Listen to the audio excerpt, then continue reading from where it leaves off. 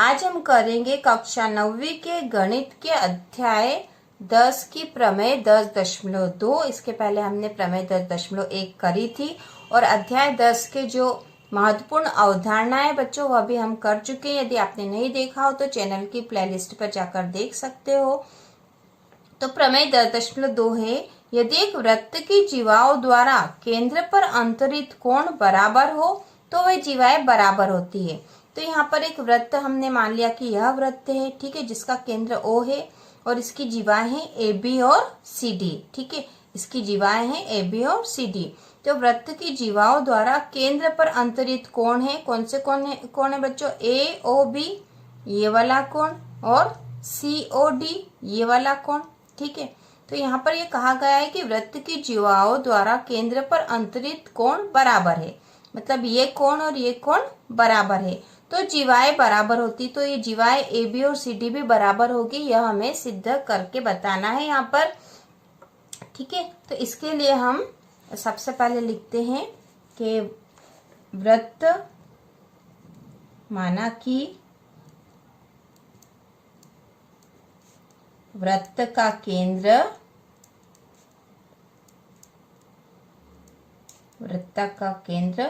O है, ठीक है, वृत्त का केंद्र O है जो हमने बनाया है, तथा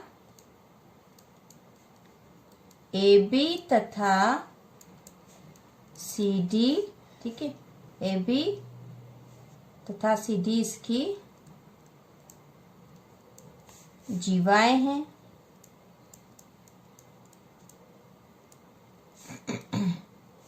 ठीक है, AB तथा CD इसकी जीवाएं हैं। तो यहाँ जो है AB और CD इसकी जीवाएं हो गई है। अब इनके द्वारा जो अंतरित कोण है, ठीक है, अंतरित कोण बराबर है, ये हमें कहा गया है। तो जीवाओं AB व CD द्वारा वृत्त पर अंतरित कोण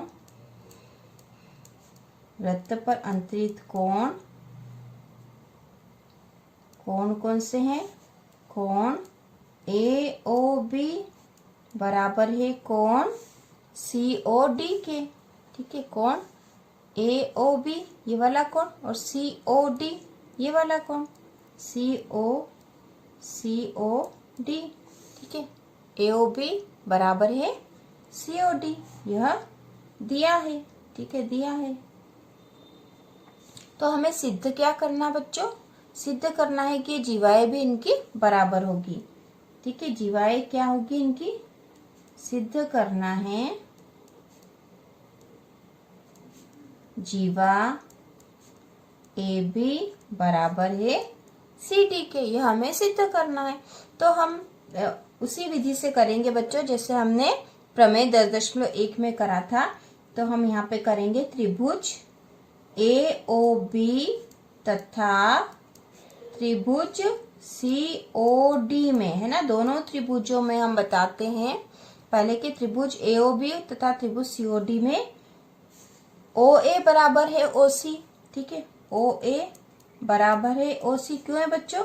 दोनों क्या है? वृत्त की त्रिज्या है, ठीक है, वृत्त की त्रिज्या होने से, तो वृत्त की त्रिज्या जो केंद्र से वृत्त के किसी भी बिंदु पर जाकर केंद्र से वृत्त के किसी बिंदु तक के बीच की दूरी होती है वह हमेशा बराबर होती है, हमें पता है, वृत्त की त्रिज्या होने से, ठीक है।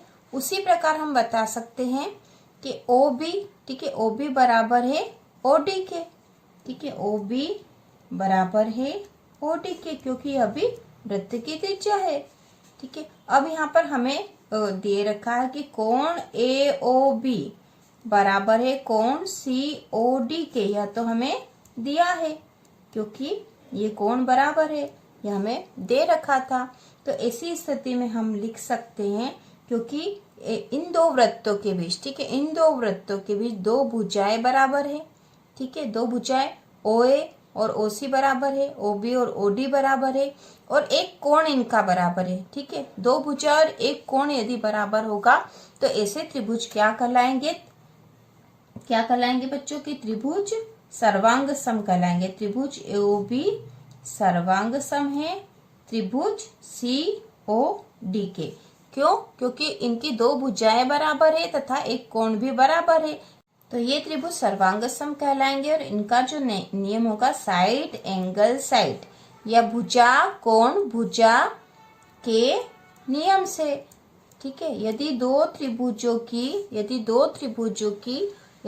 दो अलग अलग त्रिभुजों की दो भुजाएं बराबर हो और उनका एक कोण बराबर हो, तो ऐसी स्थिति में वह त्रिभुज सर्वांगसम त्रिभुज कहलाएंगे। और सर्वांगसम त्रिभुज की सभी भुजाएं भी बराबर होगी।